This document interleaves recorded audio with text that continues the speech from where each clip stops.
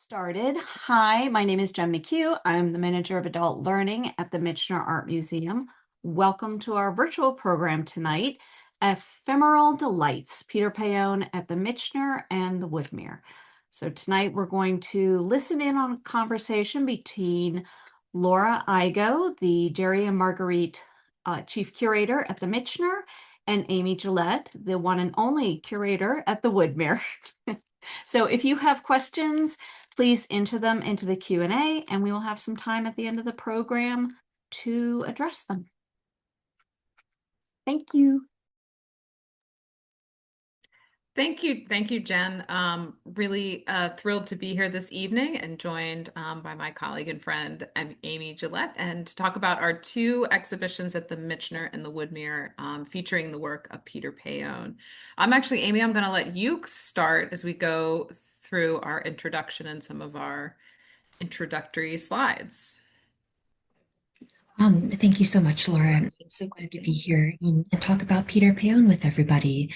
So what we're going to do this evening is a brief introduction as to why we're doing this talk. Then Laura is going to go through the Michener exhibition, Not So Still Life, as well as some other works by Peter in the Michener collection. I'm going to do the same for Woodmere, and then we'll conclude with a discussion between us. And so why do this talk? The reason is, of course, that there are two concurrent shows at the Michener and Woodmere, and both of them have gotten good media attention. On the left-hand side, you see a recent article in the Philadelphia Inquirer saying a South Philly teen broke into the Barnes Foundation 73 years ago. It led to a lifelong artistic career. On the right-hand side, a feature with 6 ABC Action News about these same two shows. And we chose the title Ephemeral Delights because both of the shows, Snowpeople at Woodmere, Not So Still Life at Michener, deal with ephemerality or the concept of transience and how it bears upon the human condition, which is a cornerstone of Peter Paone's work.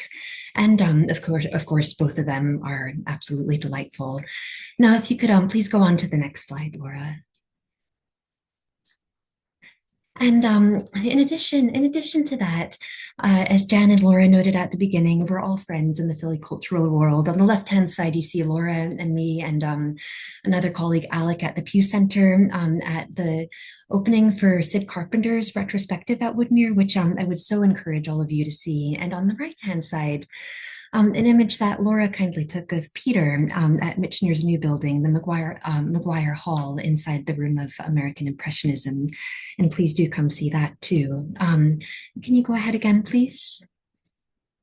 And finally, as for these two shows, when we were looking through the works of art on the walls as well as catalogs, we noticed as well that there's a degree of consonance between the images. And so on the left here, you see one of Paone's 30 Snow Persons at the Woodmere. It's done in gouache, graphite collage as well, with like the lovely flowers on the military ribbon. But if you look on the right, an image from the Not So Still Life catalog, you might see a very similar figure looking scholarly, distinguished, kind of in profile, but in this case accompanied with an owl. And so we wanted to look at some of these iterations between the two shows where you've got similar objects, but presented in different lights, different angles, juxtaposed with different things to create new and interesting meanings for the audiences. And next slide, please, too. And likewise with this one, and a painting that's on display at the Michener. And if you look into the snow globe, actually, I think quite appropriately, I am kind of seeing the snow person on the left that's in the Woodmere Snowpeople show with its kind of gridded body, but in this case, being in the snow globe, perhaps it's kind of like rounded and voluminous now. And on the right-hand side, you see a snow person with curlicue and clown makeup, also manifesting differently but recognizably in a couple of those figures in the Michener piece. Can you move on another? And finally, on the right-hand side, this is a cat that you can find in Woodmere Maguire Hall, the Grand Alexander Stairwell, we're calling it. And in that picture, you've got a black cat focusing on a vase so that the fish that's at the end kind of presents, finally manifests to the cat as an actual fish. And that too, you can see at the Michener, but instead of like a glass flower, instead of a cat, we've got asparaguses. And so there's so much in the work of Peter Paone to feed these two exhibitions and many more. And he offers so much thought, so much material for his viewer to think about, tease about, and discuss. And so with that, Laura, do you want to go ahead and talk about the Michener works? Great. Yes, thank you so much, Amy. Let me move the slides forward. So we opened Peter Paone Not So Still Life at the Michener Art Museum this past fall. It's going to be on view until March 15th. So there's still time to see the show. If you haven't yet, I hope you will make the trip. It's really a remarkable exhibition, and it includes about 40 paintings and a few drawings from a recent body of work that's been preoccupying Peter's attention, the still life. And here's an installation shot on the left of the exhibition, and then a photo of Peter and I in the show on the right. So, as I mentioned, these are still life paintings, and I think we all have maybe a conception in our head in terms of what a still life painting could or should be. And Peter, in a very playful but also really kind of thought-provoking way, turns this genre, I would say, on its head. He has gathered together in his still lifes a number of objects and creatures that when kind of put together are the relationship between them is not entirely clear. It's a little ambiguous. And we as the viewer are meant to come to the work and maybe provide our own narrative or imagine our own relationships between these objects that are usually arranged for us on a tabletop. Um, Many of these objects and creatures are important to Peter in that they are reflections of a journey of a life lived, as he describes it. They are objects that, as Amy has kind of pointed out already, appear sometimes in his past work. They might appear in his studio, so he might live with some of these objects. And so for him, they can tell some kind of a special meaning or have a connection to his own personal history. So I'm showing you two examples from the show right now. One is a child's world on the left and naughty and nice on the right. So some objects that you will see frequently in the still lifes in the show are, for example, cakes. There are a number of cakes throughout the exhibition, frequently displayed on pedestals that I don't think would obey the laws of gravity. And the cakes themselves are frequently fantastical, and Peter has described them as kind of architectural follies. Like he wanted to see what kind of fantastic cakes he could come up with. You also will see cats sometimes throughout the paintings, also dolls and clown figures, and then sometimes things that you wouldn't even see on a tabletop at all, such as houses, trees, elements of landscape, things like that. Two more examples of still lifes from the show, again showing these strange combinations of different objects. The one on the left, wandering looks, reminding you perhaps of a face with two eyes, and the bottom of this watermelon-like cake is like as a mouth. And then disappeared on into the moment on the right. Another example of like creatures inhabiting Peter's work. And his still lifes, as he describes it, came from, he first started experimenting with this genre in the 1970s. And this is an early example of one of his still lifes called Tabletop Landscape. It is a lithograph. Peter is also a very skilled and accomplished printmaker. And this lithograph just recently joined our collection here at the Michener. But I think you can see after I just showed you those last two still lifes, you can see how he is already, several decades ago, thinking about a combination of unusual objects on a table. Later in this talk, Amy and I will discuss a little bit about Peter's connections with surrealism. Peter's also very interested in Georges Braque and Pablo Picasso and Cubism, and thinking about how these elements relate to each other and also relate to conceptions of space and dimensionality. And again, we'll touch on that a little bit later too. But as Peter kind of said, he first, he made this lithograph and this still life, and he just didn't feel like maybe it was resolved quite yet, or he hadn't explored it explored it properly. And that led to this more recent investigation of still life paintings. And I'm pairing these two works because I think there's some interesting, similarities, even though, again, made decades apart. But this idea of including a house or, landscape elements on a tabletop and playing with scale. On the left, a hippo and a house, and then on the right, a cat with a mouse and a house, that kind of thing. And also, Peter is looking back also to 17th century Dutch still life painting, sometimes in a very explicit way. I mean, the painting on the right is called A Dutch Thought, so specifically mentioning Dutch painting. And then I was thinking about works in the Philadelphia Museum of Art's collection, for example, that were this work by Abraham van Beeren, who shows us these dead fish and crabs arranged on a tabletop. But Peter has made them much more lively and animated in his own painting.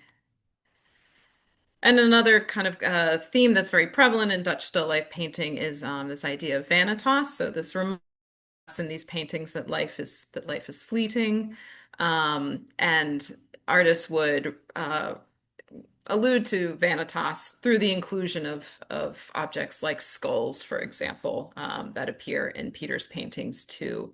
You'll also see in Peter's paintings snuffed candles, for example, bubbles, which are very fragile objects that we know will eventually pop. And we recently had Bill Perthes from the Barnes Foundation talk more in depth in a virtual program about Peter's connections with or Peter's interest in vanitas still life painting. So I would check that out on the Michener's YouTube channel if you haven't already. And then finally, I just want to also underscore that Peter's still lifes are all painted from the imagination, and all of his paintings are from his imagination. He's not arranging unusual still lifes in his studio and then painting them, but his studio is filled with these really interesting and compelling objects that do sometimes make their way into his drawings and paintings. So just to show you some examples of these are photos that I took from his studio. If you go to the show, you might see some of these dolls, for example, in his paintings. And then this goose basket, appears in Friends and Rivals #1, which is in the exhibition too. Although not quite in the goose basket is not, in real life holding these like interesting gem-like birds that, of course, appear in the show. And to just talk a little bit more broadly too about Peter and his work at the Michener, there's a few other outside of the Not So Still Life show. There's an opportunity to see other work by him currently on view at the Michener. One such work that you can see is Sins of the Vampire #1, which is on view in our contemporary art gallery.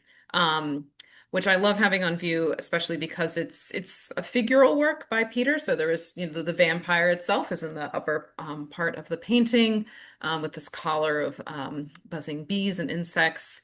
But it also, I think, because of its inclusion of flowers, and there are flowers appearing in some of Peter's still life paintings too, it shows his interest in the still life genre, even in this figural work too, as he's painting these really amazing, beautiful flowers that these hands are offering almost as offerings to the vampire figure at the top. And then we also just put this work out on view, someone's topiary.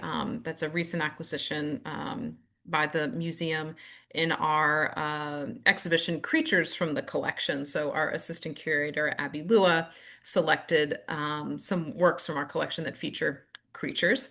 And this, of course, does so in a different sort of way with these topiaries carved into little dogs and cats. And then there's this enigmatic red kind of creature in the center of the lithograph as well. And then as we are about to turn over to Amy, who's going to talk about the Snow People show, I thought it would be appropriate to show a snow creature from our collection too that actually just I think is has just come down actually in our galleries, but this photograph, Snowcat by Jack Rosen, which we have been bringing out over the holidays the last couple years. And because it's connected to a family-friendly scavenger hunt that we have in the museum where we encourage people to look for little snowcats hidden throughout our galleries. But Jack Rosen, a really prolific street photographer based in New Hope, Pennsylvania, who really had a knack of capturing like these really amazing scenes on his daily walks throughout New Hope and Philadelphia and the surrounding area. So now I will turn it over to Amy to talk about Snow People at the Woodmere. Sorry. Great, thank you, Laura. That since Snowcat is really adorable. And so Woodmere's Snow People exhibition opened with our new building, McGuire Hall, this past October, and it's going to be on view through February 15. And I put on our description from our website about this exhibition, where it does call out how delighted we are for Snow People to be the inaugural special exhibition over at McGuire Hall. And also some words from Peter, who said, as a child, snowmen were not part of my life. And continued, he said, I grew up in the narrow streets of South Philadelphia with shoveled sidewalks. The 30 gouaches in this exhibition are my effort to give birth to what never was. Laura, could you go forward 2 slides? I think it's 2 slides. Yeah. Thank you. And so this was my effort to try and recreate what snow in South Philadelphia looks like. I made this slide a couple of weeks ago and almost wish that I could have gotten down there in recent days to get some like up-to-date shots. But in any case, this was the kind of snow milieu or tableau roughly that Peter would have been working with when he was a child. Could you go back just one, please, now? And this, if you'd like to join us at Woodmere at some point, this is our exhibition space on the 3rd floor of the new building where you get to see the Snow People as a series. And then finally go back one more slide. Thank you again. And so continuing after saying he's giving birth through these Snow People to what never was in his childhood, this artist calls the series Snow People, and we've got some that look like men and women. There's a rabbit, a frog, Minnie and Mickey Mouse, because Peter had said that when you're a child, like Mickey and Minnie are just part of your life. And together they witness Paone's career-long passion for representing the human condition, including our mortality. And he remarks, the Snow People are a community. They represent what you'll find in any crowd. They express melancholy, joy, and humor, a critical point, I think, for Peter's artwork. And as such, they partake in the social tradition of snowmen, from medieval dance of death groups to popular greeting cards, while also adding a unique contribution to art history. And so as we go through my portion of the slides over the next couple of minutes, we'll look at a couple of these themes. Now, could you go ahead 3 slides? Perfect, okay. So what is the human condition that Peter is working with in his work? Luckily, he speaks so very well, so I've got a quote directly from him. He says, I'm interested in the universal human condition, that is, what defines life, how we understand it, what's similar in everyone's lives, and what's individual to a specific person's life, stories that are continuing and repeating in a positive way and in a haunted way. So what to pick apart here? I think the universality of the human condition is something that definitely feeds Snow People as well as Not So Still Life. The humor that we saw on the last slide, and the kind of hauntedness that comes with it too, which perhaps will add a dimension to this aspect of surrealism that we're looking at in Peter's work. So next slide, please. So here are a few examples that represent the diversity. Like we said, there's women, there's men. The one on the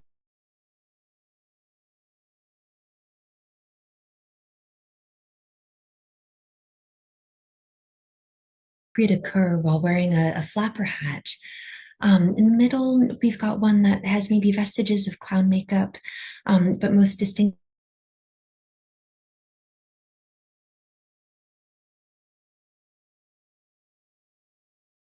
sun that reminds me a bit of an egg yolk that might make you think that the snowman's on the brink of melting. And then on the right is another one of my favorites, a very round, almost moon-like face surrounded by a flock of doves. That seems to me like the very image of pathos of and yet peace or serenity as well. Okay, next slide. A few more. Four more here. On the left, one that is Janus-faced, two-faced, closed mouth on the left, open mouth and fanged on the right, with these clubs as buttons that remind me of the ideograms of the artist Paul Klee, the Swiss artist Paul Klee. And then what else have we got? One on a sort of table, such as which you might see in Not So Still Life. And if you see it in person, the pearls, these black pearls are painted with these spots of light that look liquid and almost like they're jumping off the page.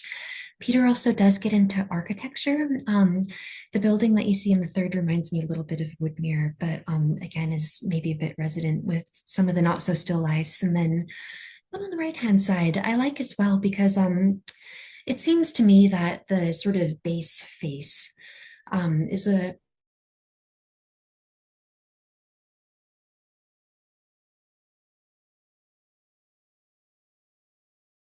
as well as humor too. Okay, next slide, please. Now going ahead, a lot like Not So Still Lives as well. The snow people are something that Peter arrived at after years of thinking and experimenting. And so this is why this is our slide, Snow Persons of Yesteryear. I've got on the left-hand side a lithograph of a night snowman that Peter had made back in 1972. That's now at the Michener Art Museum at the University of Illinois. And when asked about works of art such as this one, he said simply, I didn't have the experience yet to make the snow person my own. And so, you know, we see elements that are, I think, more familiar to many of us, a button, as well as a top hat. I still do very much feel the hand and mind of Peter behind this one, but I will take the artist at his word. The second one that I think offers another landmark monument for his thinking about snow people, snow persons, is one that he made for the Texas Children's Hospital in Houston. He's the one on the left is in his garden, which is we're so lucky to have as a promised gift to Woodmere. The one that is in Houston is white. He describes it as being made out of essentially like refrigerator enamel, so it's white and shiny, and offers an engagement throughout the year of a snow person to children who, being in Houston, might not ever have the chance to see like a real snowman in their lives, and gets in that way to be part of a community that we see later actualized in this community of 30 snow persons. And next one, please, too.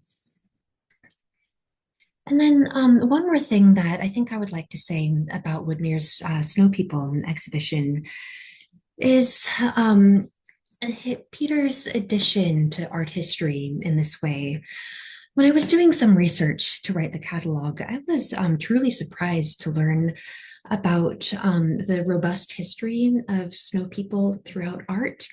What we're seeing on the left-hand side is a medieval manuscript made in the Netherlands, southern Netherlands most likely, in the last quarter of the 14th century. It's a page from a book of hours, which is essentially a prayer book for lay people, lay persons. They still would have been incredibly precious objects for a select few who were able to afford luxury goods and to read. But you may be able to see, if you look in the kind of in the middle of the right-hand margin, the first extant snow person in art. It's a little bit a little bit lumpy, looking off to its right, to our right, I guess, It's on a little table over a brazier of fire. It's also wearing a kind of pointed cap that in the Middle Ages people would associate with Jewish persons. And unfortunately, it does seem to be, although we're not entirely sure, a kind of anti-Semitic image, because what's happening here is this whole page is a description of the passion or suffering of Christ before he was crucified. And it does seem that this little snowman is essentially ignoring the contents of the main page, being kind of burnt or suffering for that apparent sin, I should say, according to medieval Christian belief. And so, very early on, we do have a snow person as a register of human experience, the human condition.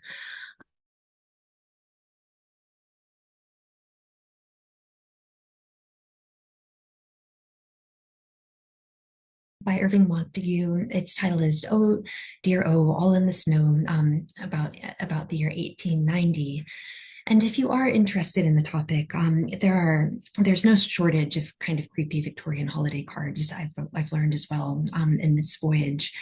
But if you look at the snowman, it's not yet at all like what we think of snowmen, which I gather came about basically with Frosty in the middle of the 20th century, plus just beginning in the Victorian era, a sense of nostalgia for the Christmas season and the snows of yesteryear, as it were. But in this case, this one is very much fanged. It's got sort of that pointy nose and like downward pointing arrows to give it a rather like mischievous or again sinister mien. And this one reminded me so very much of one of Peter's that I pointed out a few minutes ago, the Janus-faced one, the right-hand side face of which was all like fanged and open-mouthed. And then on the right-hand side, a contemporary snowman, conceived first in 1987, redone in 2016 for the Museum of Modern Art. This one very much is a frosty type of snowman. We've got the three balls, smiley face. But this one is a commentary on ecological concerns, basically. You're able to see in the installation that it needs to live in a refrigerator, and it is in fact plugged in, signaling us to look at its source of power, which is electricity, which again makes you think about human consumption and what that does to the snow. And so the snowman itself is very iconic, stereotyped on purpose. But again, it's a snow person digging into the human condition and social issues. And Peter's 30 snow persons both have continuities with these, in that Peter is somebody who's incredibly steeped in the history of art. And if you do ever visit his studio and see his staggering library stacks of all the books of art historical references, it becomes palpable in that way.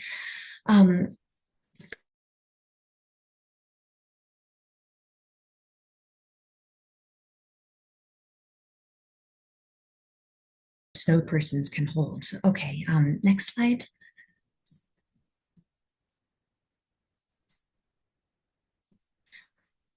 And and to kind of cap Peter's engagement with the art historical and literary aspects of Snow People, I wanted to bring in this poem by the modernist poet Wallace Stevens titled "The Snowman." And this is one that comes to mind so much when I think about Peter, the human condition, the ephemerality of snowmen. And this one in particular, which may actually be my favorite of all of the 30. And so the poem says, in which I think we can all like feel when we look at it.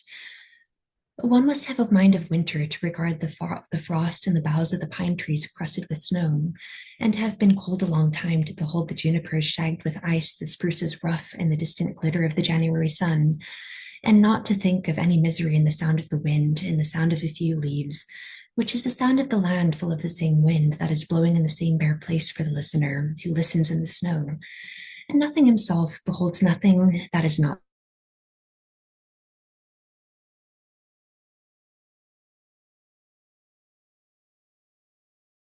January sunsets as we're ending work, continuing on with our night.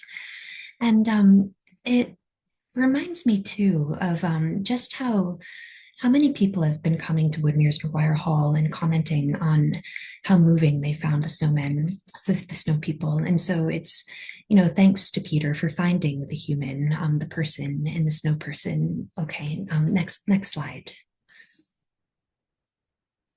And again, to echo what Laura has done, the snow people are up for a little while longer, but Maguire Hall has on permanent display.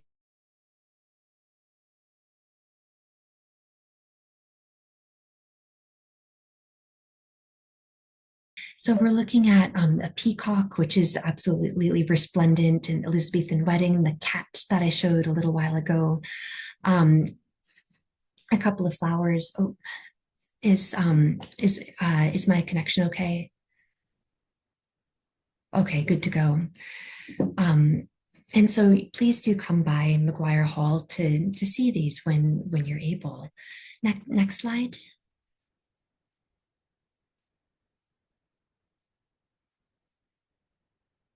Oops, can you advance to the next slide? Awesome. Okay. Here's the peacock, which occupies that space as the centerpiece. And it was, according to Peter, it was Woodmere's director, Bill Valerio, that alerted Peter to the fact that this is the artist's, a self-portrait by the artist. His surname Paone is very close to the Italian pavone, which is peacock. And so it's a painting that's got the artist's own name integral to it. Peter noted the crown of thorns that the peacock wears and says artists wear crowns of thorns for the suffering, almost the passion, as it were, that they bring to their works of art, and also refers to his Roman Catholic upbringing, although not a current belief system. And then Peter also described the peacock's tail, which is full of so many different items, so many flowers you can be able to see, but also other birds. There are cherries, there are roots dangling off the bottom.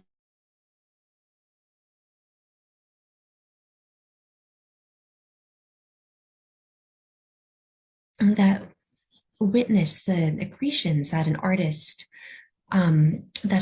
can bring through a lifetime of human experience.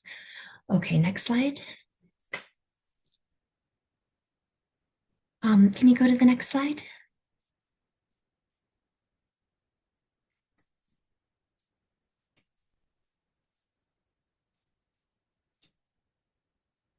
Wonderful. And then these two, the series Dogs of Philadelphia, is another series that Peter's created that's so, I think, salient, particularly for the city of Philadelphia. I brought in the subtitle, The Aesthetics of the Absurd, because dogs are, I will say I'm a cat person, but dogs are so very attuned to the human condition.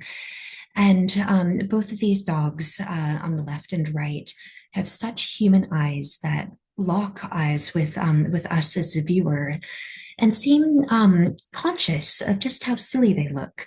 The one on the left with the like puffs of pom-poms around like the ankles and the tail, the one on the right-hand side with the silly red bow. And I think the one on the right, which we see in a Philadelphia street, tethered to a scrawny little street tree.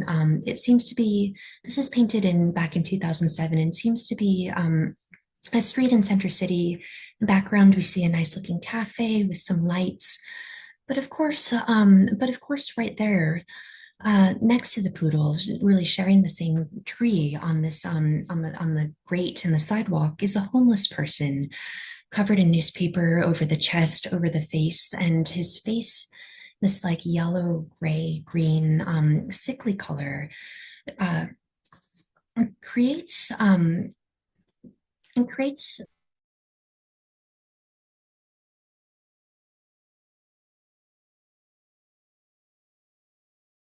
about this, if anything. And The aesthetics of the absurd is essentially a category of aesthetics that says perhaps life itself is meaningless, and what can people do in order to make our own meaning in a world that might be a little bit hostile to it. And so I'm seeing these Dogs of Philadelphia paintings by Peter, again, posing in a different way, in a very impactful way, aspects of the human condition. Okay, can you go ahead again?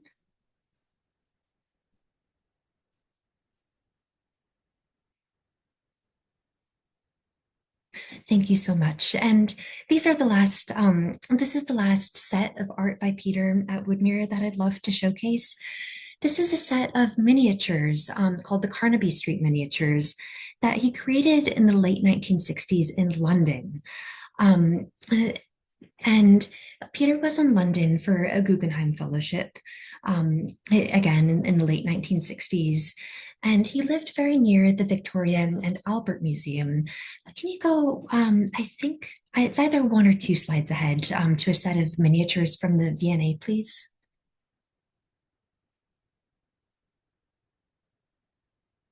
Yes, perfect. Okay.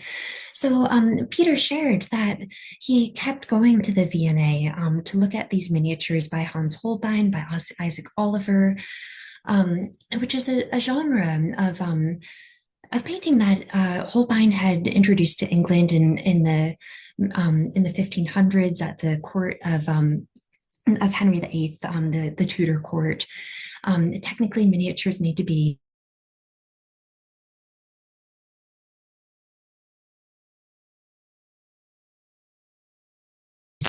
luminescence. And Peter said that he really wanted to start painting miniatures himself, but ran into a hurdle because the one person who could teach at the Royal Academy was only able to do so to British citizens. So it's too bad. But he shared one of his marvelous stories about being in his flat in London and getting a knock on his door from a neighbor who was an old lady, his downstairs neighbor, who said to him, like, young man, my space is going to be painted tomorrow. Could you please help me move the furniture? I'll pay you. And he said, you don't have to pay me.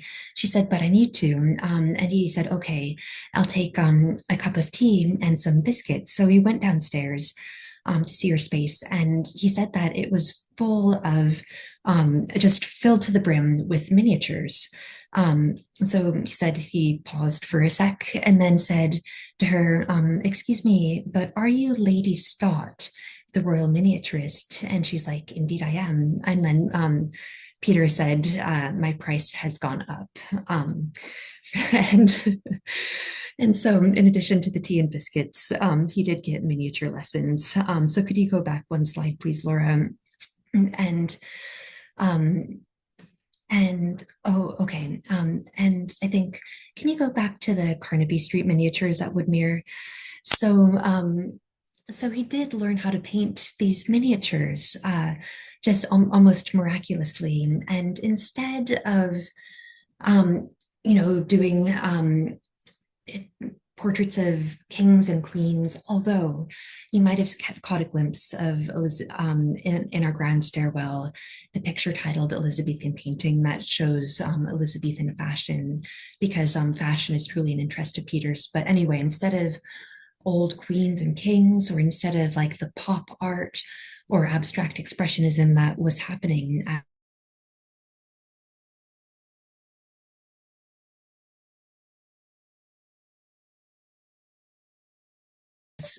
cultural roofiness, which was Carnaby Street, where people like the Beatles hung out.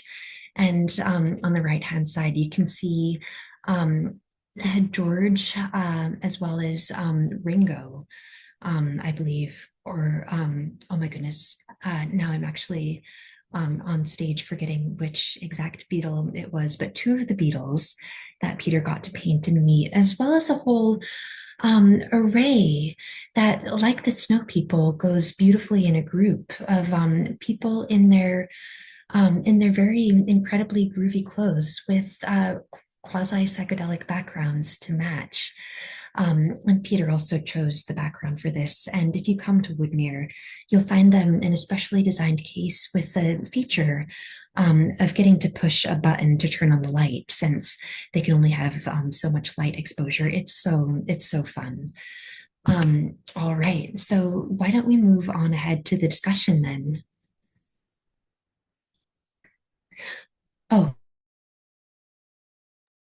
Sorry, I'm having just some difficulty because I can either see the presentation or see you, Amy, and so oh no. right now I'm looking at the presentation, but not you. But thank you so much for sharing the Snow People and all the other wonderful works by Peter that you can see now at the Woodmere. How would you like to proceed, Amy? Is there a particular theme you think we should get into? Well, I think that I think that maybe it would be a good opportunity for both of us to think about this quote, partly because you shared it with me on Instagram, so I did want to bring it back for you. And this says, and I was also grateful for my PowerPoint's AI to give me this little snowman icon to go with it. And this is a quote from a Shakespeare scholar, which perhaps goes well with the Elizabethan miniatures. All art aspires to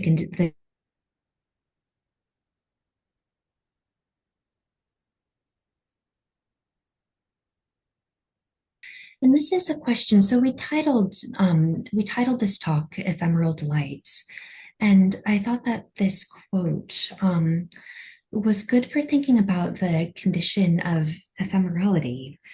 And what I was thinking about this with respect to the snow people is is that the human condition has ephemerality embedded within it. But one quality of Peter's art in particular is that it does strive for endurance, maybe because it looks for it grounds itself in a wide range of art history as well as human experience. Um, in order to like seek something lasting about the human condition. I wonder, what do you think about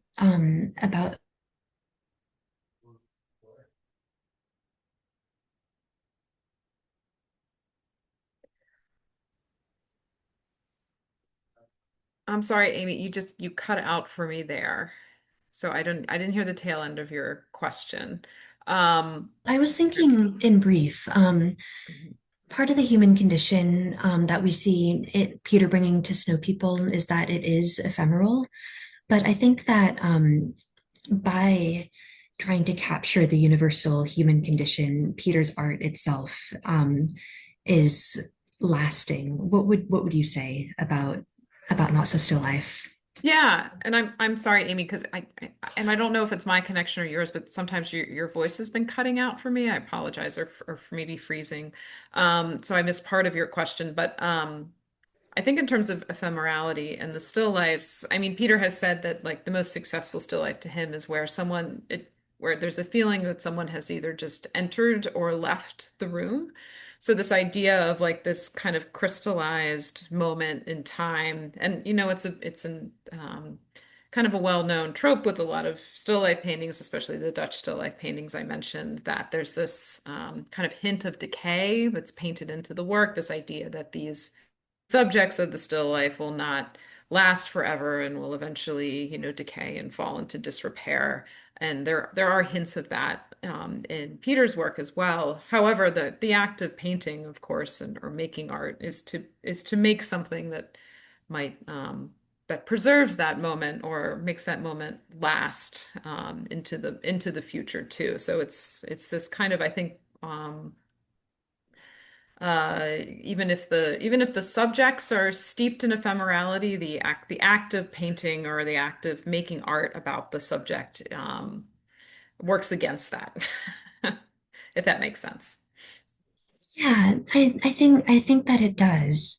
And I'd appreciated the quote, not necessarily because I agree with it, but because it does offer the chance to think about the topic. And would you mind?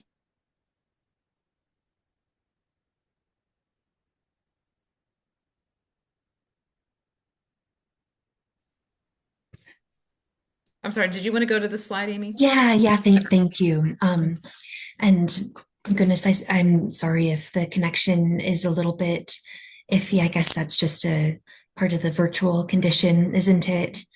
Mhm. Um, so when Peter has spoken about the human condition, he's mentioned what he does in comparison to some of his mentors, like uh, the great artist Ben Shahn, who he kind of apprenticed with when he was younger. It was one of his major inspirations, but with the difference that somebody like Ben Shahn um, was interested in the human condition as um, as witnessed in specific historical events. So here we see Sacco and Vanzetti. And I wanted to bring in the Norman Rockwell on the right, because this is something that came up during your conversation with Peter at Michener back in the fall, saying that one of the artists that he really liked was Norman Rockwell, who I think took a similar approach to the human condition as somebody like Ben Shahn might have, where it's topical with the dimension of often being funny. And Peter did say as well that it's not often that artists are actually funny, and he certainly is. Um, and so this, I do see this kind of art adding some dimension to the snow people, the humor for sure, the kind of tension between events that happen in human experience as well as just thinking about the human condition universally. And I wonder if anything similar comes up for you with Not So Still Life. Yeah, I mean, I think it's interesting, and I think maybe these ideas come through differently with the still lifes than with the snow people, because the snow people are still people or representations of Yeah, people in a much more obvious way. I really do see the still lifes as almost portraits of Peter's life. They're not easily readable. Like I'm not that they map onto like Peter's past experience in a very literal or like exact way, but it's just to me, it's this. I when I look at the still lifes, I think about Peter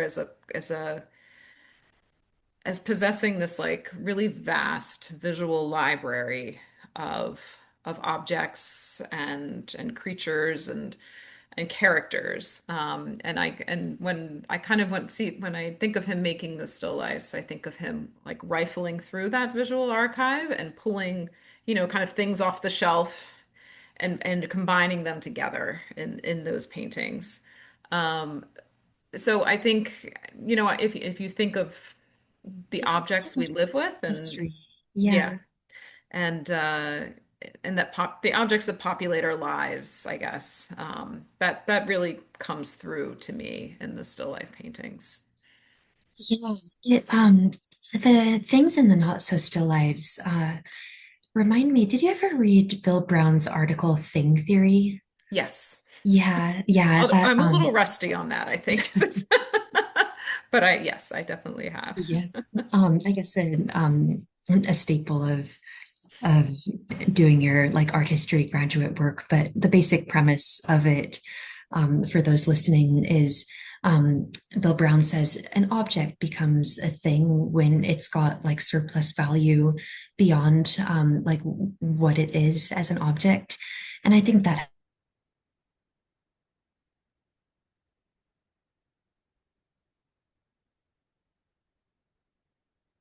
but something that's potent and carries memories and a narrative. And I suppose that's like one way in which a thing or an object in a not so still life truly can become a thing with a trail of experiences behind it. Yeah. Yeah. Yeah. I think we can continue, Amy, but then I'm Yeah, also let's go. thinking to Jen, if there or if people watching want to ask questions, they should put it in the Q&A. And Jen, I might leave it to you to pose them because I'm having, like I said, some difficulty seeing both the Zoom part and the slideshow at the same time. So we've got, I wonder, what do you think? We've got the section about the barns and also the question of Mhm. surrealism. What do you think would be best to address I'm first? happy to let you choose. Oh, Yeah, okay. for visitors for viewers at home, Amy and I both have both worked at the barns in the past and know the barns fairly well. And Yeah. then Peter of course spent some of his formative years studying at the barns with Violet DeMazia, who's pictured there on the left. Yeah. How about So we let's always love to talk about Peter and the barns. yeah, yeah, and could do this ad infinitum basically. And so, we started with the Inquirer article that did talk about how Peter had hopped the fence of the barns when he was 15 and was able to take classes there and credits the barns with teaching him about modernism, specifically through the works of Braque and Picasso, which he said opened his imagination to what an artist could do. So why don't we just sort of skip over a couple of these slides? Sure. Here are some Picassos and Brock's, and then would you mind going on to the next one too? Mhm. Um, and so you're looking a little bit about how some of these ideas about, say, cubism or the fragmentation of space might have played a role among many other things in shaping his works in our exhibition. But would you mind going a little bit ahead as well? All right. The question about Peter Paone and surrealism is something that Laura and I were both digging into a little.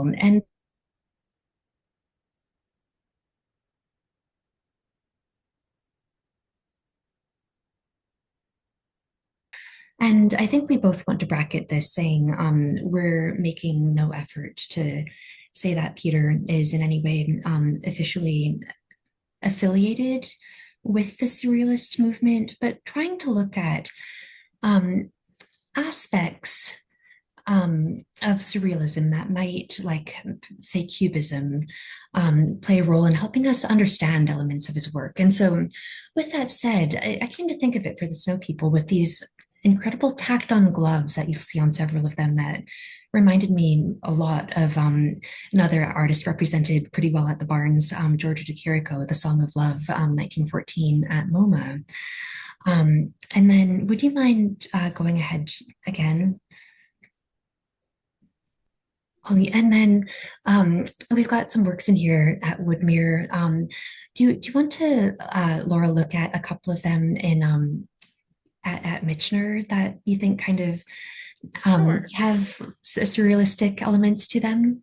Yeah, I mean, I Yeah. was again just thinking, I found this, I've not found that I was thinking of too this painting by Salvador Dali, Nature Morte, Vivante, or Still Life, Mhm. Fast Moving.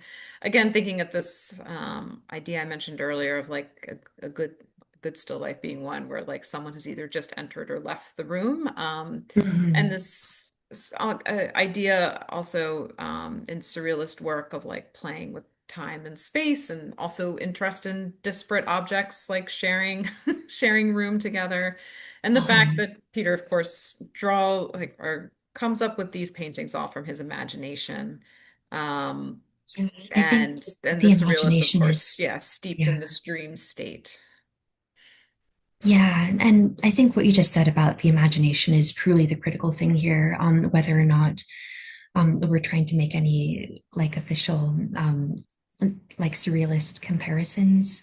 Mhm. And because like you said with his still lives, these are things that exist in Peter's world physically, but populate his imagination too. And when he combines them on the table with that moon, with is that a cigarette that's smoking there?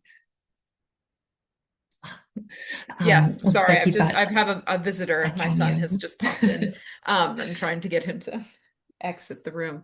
Yeah, I'm sorry, what did you say? There's a cigarette Or Is that it's a candle in it's a Peter's, candle yeah, on the in moon? Peter's painting. Again, that That's so snuffed out lovely. candle, this idea of vanitas, or the the fleeting moment of or the fleeting nature of time.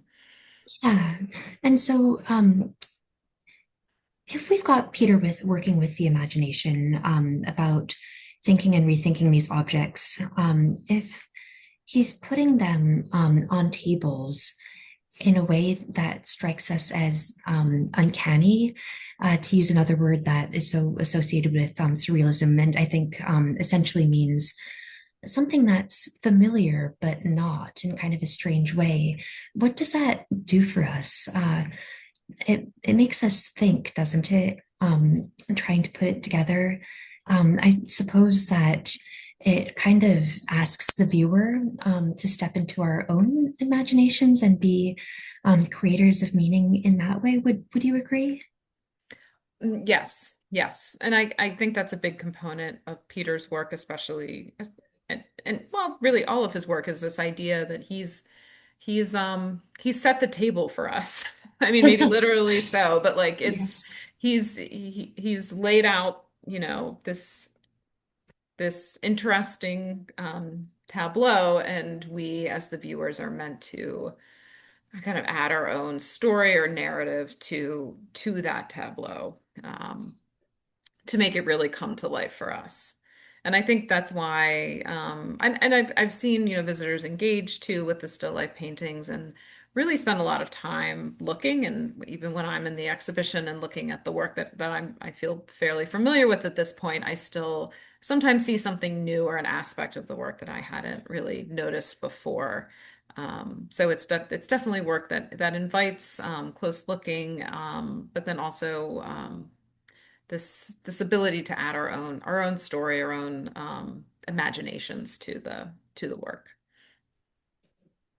Yeah, and when I'm thinking about this realism exhibition at the art museum, one element that I think that they did really well is to emphasize that throughout its pretty long history, surrealism has always intended to be liberatory and, in that sense, also generally political and anti-fascist. And that's a dimension of Peter's work that is never explicit, but by asking us to think, I think it can be a stimulus to thinking about fuller aspects of our own human condition, can't it?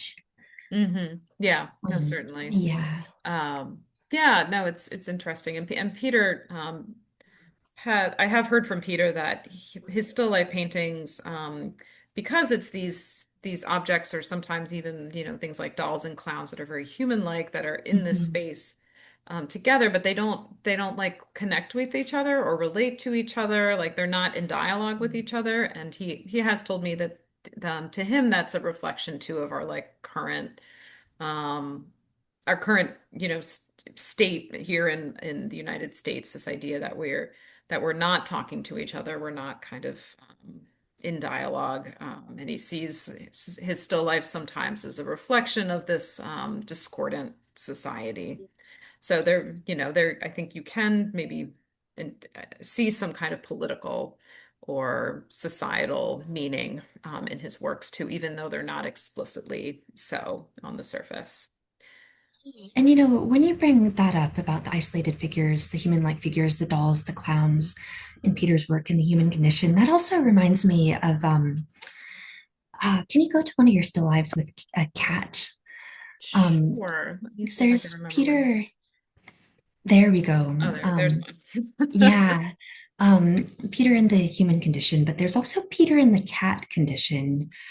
Um, when he gave the talk at Michener with you, something that he said is he enjoys painting cats and other animals because he doesn't really want to live with them, which is, fair enough. But we see so many cats, I think, particularly in the still lives, but also in some of our paintings at Woodmere, as active engagers with the work, like in the sense what it looks a little bit like it's wanting to eat the cake, right? The way it's looking Mm-hmm. directly at it, or Yeah. they're in motion. And um, this in some ways, cats can be such good foils for human behavior. Where a little while back, I read a book that was so good called Feline Philosophy, Cats and the Meaning of Life, where by John Gray, and he talked about how if we look at the behavior of cats, they can really show us valuable lessons about how to confront things like the self or death or ethics. And it makes me wonder the degree to which we see cats being models of what would be perhaps good human behavior in the still lives. Apologies if that question was slightly out of left field, but what do you think? I love that. I don't know. I mean, the cats are doing interesting things. Some of them are in the still lifes. I mean, some of them are sitting. There's one that's like sitting next to a cake with a lot of candles. I always think of it as like a birthday cake. And it definitely has a very enigmatic expression. But then there's one I showed earlier where there's like a mouse hanging out of its mouth, right? Another that's Yes. like stalking across the painting. I seem to have a good recall for all the cats in the that I've seen in the still life paintings. So I don't know if they're all practicing good behavior. I don't know if the one catching a mouse is that good behavior or I don't know. Good behavior on cat terms. Yeah, Um, I suppose that's yeah, that's right. I'd be curious. I'll have to ask Peter that. Be curious to hear his answer. And I hate to interrupt, but I might have seen some things come in the Q&A. I'm yes. sorry, Jen. Are you able to ask them? Yes, we had someone ask, this has been such a fascinating presentation.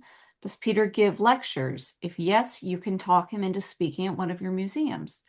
I can answer on behalf of the Michener. We did welcome Peter back in November, and that lecture was recorded and is on our YouTube channel. Amy, I'm not sure what you all have planned at the Yeah, Woodmere. you had a conversation with Peter, Amy, too, right? Was that recorded or by any Um, chance? back in January, but yes, Peter. I of course don't really want to speak for him, but Peter does give really wonderful talks. I think you can see both the I guess like natural ability plus so many years of teaching that he's able to bring to his talks that is just wonderful. So Yeah, um, he's an excellent speaker. yeah, yeah, for Um, sure. we have Other a, questions? yes, we do have a question. Madeline wants to know, did Peter choose the frames? They're unique for each work.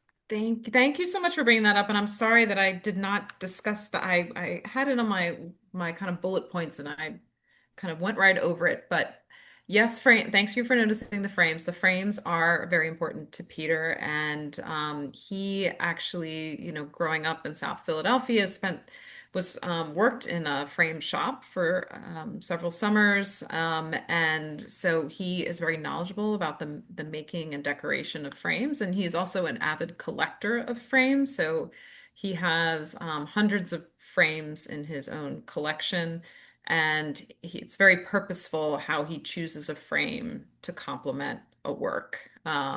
So I think actually the work Temptation on the left is a great example of this, where this kind of like acanthus, I think it's acanthus leaf design, radiates outward. That kind of reminds me a little bit of this like center rectangle that has this like kind of like, zigzag sun-like border, but this idea of like radiating outward from the painting, I think really is reflected in the frame that he chose for that work. And then some of the frames in the exhibition he's altered or enhanced in some way or painted. So yeah, there's the frames are important and they're chosen by the artist and very purposeful in the ones that he's selected. So thank you for that. I'm sorry I forgot to mention it. So thank you for bringing that up again. And actually, oh yeah, here we go. So I'm sorry, the one on the left, Beasties and Books, is an example of a frame that he's painted these skulls on, for example. Yeah. Maybe one more question, if there is one? Are we good? Do we answer them all? Maybe. I think we've answered all the questions, but I did want to make an observation that Nature's Tale looks somewhat similar to the peacock's tail in the Woodmere's collection. Yeah. I think this, these kind of tight groupings of florals is something that Peter has a whole series of flowers. That was another exhibition at the Woodmere.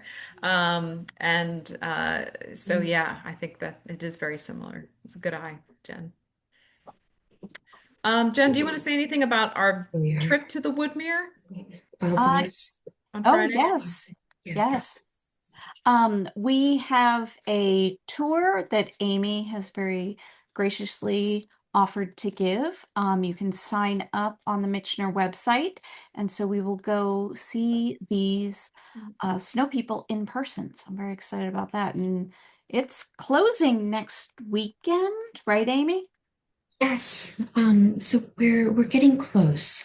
Um, it probably is going to be up. The Snow People exhibition will probably be up a little bit later, unofficially. But as we say goodbye to our snow outside, so too appropriately the Snow People, which we've been so just so grateful to be able to feature as the inaugural exhibition in that space. Yeah, thank you. I hope we say goodbye to the snow sooner rather than later. I do love it, but it's outstaying its welcome. Um, Indeed. so I think we'll end it there. Thank you so much, Amy, for joining us and for your great questions. And I'm sorry I think we maybe both had some little technical glitches or connection glitches, but I apologize for that awkwardness. But yeah, great to have a conversation with you about Yeah, that art was so in new fun. And ways. thank you, Laura, for such a fun discussion and for the Michener for hosting. And I'll look forward very much to seeing some of you on Friday. Yeah, thank you. And thank you, Jen. You're Okay. welcome. All right, Thanks, have a good everyone. All Have a right. evening. nice evening. Till then, thanks, Bye. everyone.